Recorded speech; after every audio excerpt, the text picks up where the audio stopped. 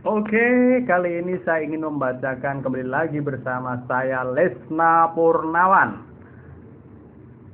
Saya ingin membaca miliarder Hong Kong, Kom Lee Ka Sing. Di dunia ini ada 3 jenis uang yang sangat misterius. Semakin banyak orang menghabiskan, semakin banyak kamu dapat. Yuk lihat sehebat apa 3 jenis uang itu. Jenis pertama adalah uang untuk investasi diri. Uang untuk belajar dan mengembangkan diri harus dikeluarkan. Kalau hari ini kamu membuang Bill Gates ke dalam Afrika dan ditinggalin tanpa uang sepeser pun, percayalah, dengan cepat Bill Gates akan tetap kaya lagi karena mereka semua modal dia sudah ditaruh di otaknya. Jika orang miskin, hidup pun akan miskin. Dengan kata lain, mengeluarkan uang untuk orang sendiri adalah investasi yang paling aman. Kemana saja, gak bakal kelaparan. Meskipun kamu akan bilang, buat makan sehari-hari saja gak cukup. Banyak uang, mana ada uang untuk belajar lagi. Lagian, sudah belajar pun gak langsung kelihatan hasilnya. Itulah kata orang miskin. Orang semacam ini selamanya nggak bakal menginvestasikan uangnya untuk dirinya sendiri di dalam otaknya. Sebenarnya, jika kamu benar-benar miskin, otak adalah aset terbesar kamu untuk kembali bangkit. Itu mengapa kamu harus benar-benar berinvestasi di sini. Yuk, kita lihat. Banyak orang yang berjuang untuk memenuhi kebutuhan. Seluruh hidup mereka dihabiskan untuk mengisi lubang hitam besar yang tidak akan pernah penuh. Hal ini karena mereka tidak mampu melangkah mundur dan melihat bahwa kesulitan hidup mereka sebenarnya karena ketidakmampuan mereka untuk belajar dan mencari terobosan untuk berkembang. Orang yang pintar akan mengerti bagaimana belajar melalui pengalaman orang lain dan menghindari kesalahan yang sama. Jadi, untuk belajar dan mengembangkan diri, harus rela menghabiskan uang, bahkan sampai meminjam uang sekalipun, karena dia pasti akan memiliki banyak jalan untuk mengembalikannya. Jadi, jika kamu menghadapi kesulitan, ingatlah, tidak ada kata terlambat untuk belajar, kapan saja bisa dimulai. Mungkin banyak yang bilang tidak punya uang, sebenarnya orang semacam ini pasti sudah tidak sedikit membuang uang secara sia-sia.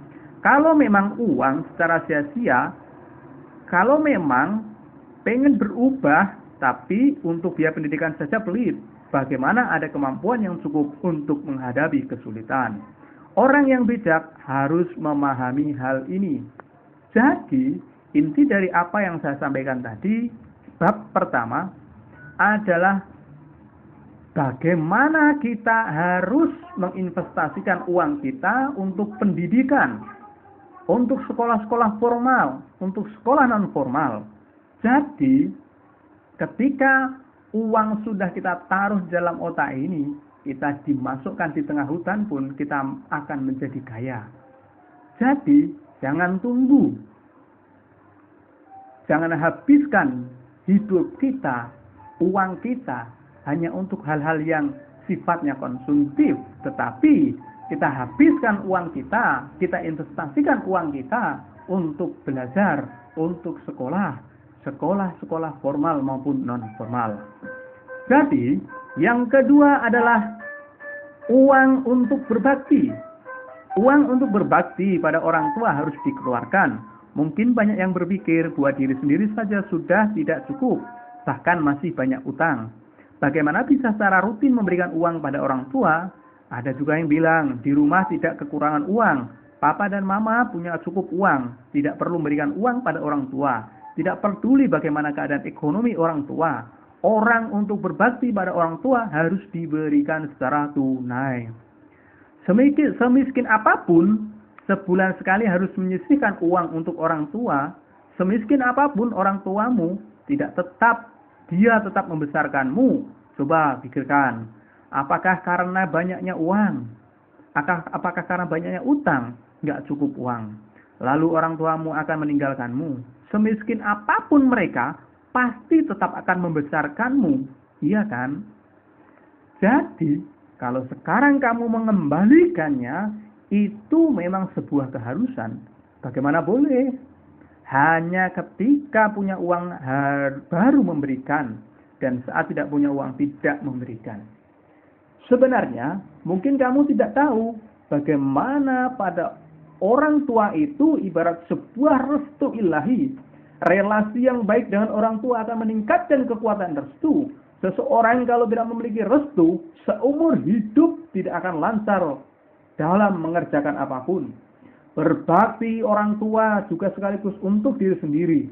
Jadi, jika dilihat dari sudut pandang lain, uang untuk berbakti bukan saja hanya untuk kebaikan orang tua, tetapi juga untuk diri kita sendiri.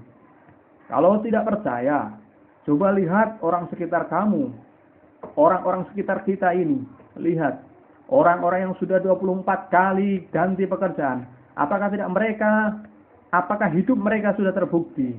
Orang yang dari muda mengerjakan sesuatu, sering gagal, hidup tidak lancar, relasi dengan orang tua pasti ada masalahnya. Menurut data yang ada, 500 pengusaha tersukses di dunia adalah orang yang berbakti pada orang tua. Jadi ingatlah, semiskin apapun kamu, uang untuk berbakti tidak boleh dihemat. Kalau kita simpulkan dari apa yang saya sampaikan, jenis kedua adalah semiskin apapun, sesulit apapun, kita harus memberikan uang kita terhadap orang tua kita. Kita harus memberikan secara rutin terhadap orang tua kita. Bentuk pembalasan dan pengabdian kita sebagai seorang anak. Sebab di saat orang tua kita dulu tidak punya apa-apa, katakanlah miskin, makan aja susah, harus ngutang. Sakit, kita diutang-utangin, dibawa ke rumah sakit, kita lapar, bagaimana orang tua mencari makanan untuk diri kita. Bentuk pengabdian dan penghormatan terhadap orang tua itu harus. Jadi jenis yang pertama adalah uang untuk investasi otak kita, yang kedua adalah uang untuk investasi orang tua kita. Yang jenis ketiga, uang untuk amal. Asal ada uang lebih, donasikanlah uang itu. Di dunia ini selamanya pasti ada orang yang lebih kurang beruntung dari kita. Karenanya, peliharalah kebiasaan beramal. Jika kamu memiliki tanggungan, sisihkanlah 2% dari pendapatanmu untuk didonasikan. Jika tidak ada tanggungan, berilah 5% dari pendapatanmu untuk didonasikan. Uang itu harus berputar. Jangan membuat uang hanya berhenti pada diri sendiri. Berikanlah pada orang yang tidak pernah membantumu. Jika kamu adalah bos, ingatlah bahwa keberhasilan hari ini merupakan buah dari kerjasama seluruh karyawanmu. Memberikan bonus pada mereka adalah hal yang seharusnya, dan amal terbesar adalah ketika kamu melakukan pekerjaan yang baik dengan rasa syukur. Amal besar lainnya adalah senyuman dan kesabaranmu terhadap orang yang menyakitimu. Akhir kata, jika kamu merasa bahwa hidupmu belum kaya, maka lakukanlah 3 tadi. Pertama, donasikanlah uangmu untuk otakmu. Investasikan uangmu untuk otakmu.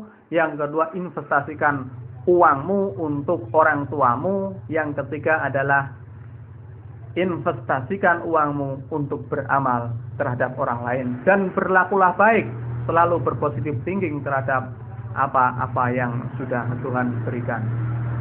Salam super, salam setengah super. Saya Lesna Purnawan. Sukses selalu buat kita. Semoga kita menjadi manusia-manusia yang bermanfaat dan berguna bagi diri, keluarga, orang lain, bangsa, dan negara, serta agama kita.